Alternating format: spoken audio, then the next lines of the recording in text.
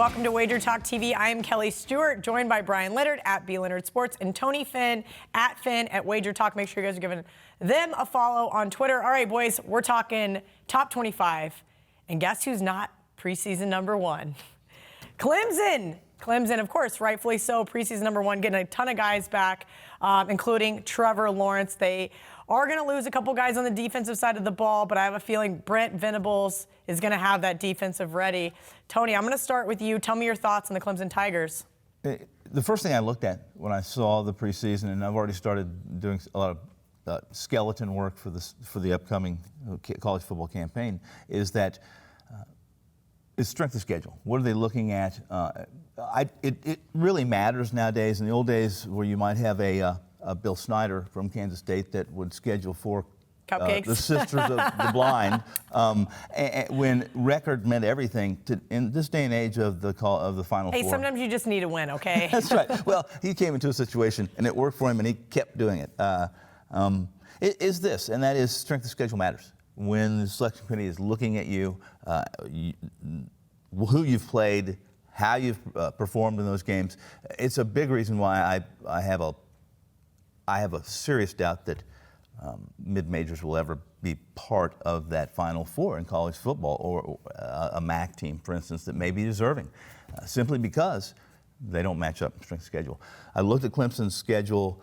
I looked at our Alabama schedule, because I'm trying to envision another matchup between these two, which would put me to sleep. In all honesty, I don't want to see these two again in the finals, and the chances are they probably are going to be in the finals. Well, it's a long shot. This is a long season.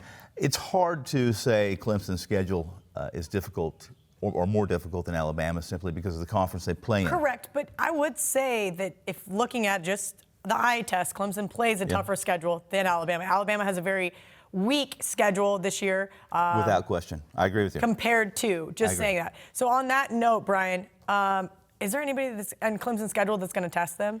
I like Florida State. Okay. I think Florida State's got a really good team.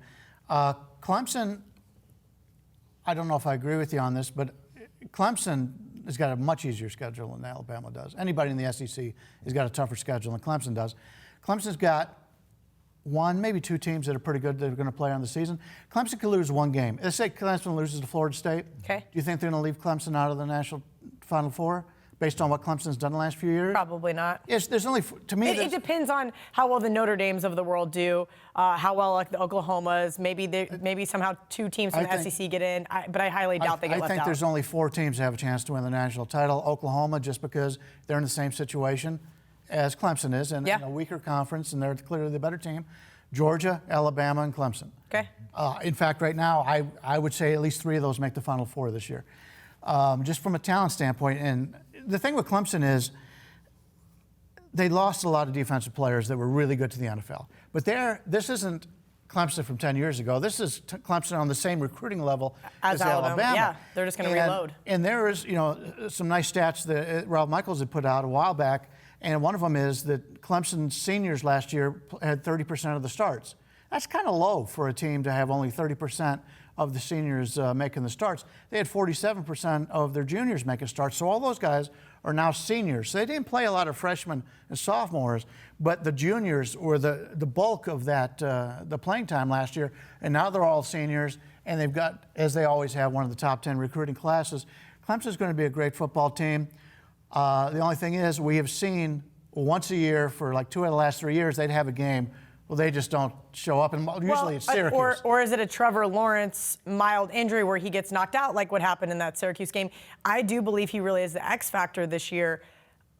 I haven't seen. Have they named a second-string quarterback yet? And if they have, who is he? When you recruit like Clemson does in these other schools, sure, they're not going to be a Trevor Lawrence, but they're going to be able. We talked in another video about the running game, the explosiveness of the running game. So it doesn't mean as much for that. Now, if you talked about the MAC, if you got a really good player in the MAC that's knocked out a quarterback, that's it. They don't have people like that behind them. In the top 20 teams, they've all got a quality guy backing them up. Tony, same question for you. Does anybody contest Clemson?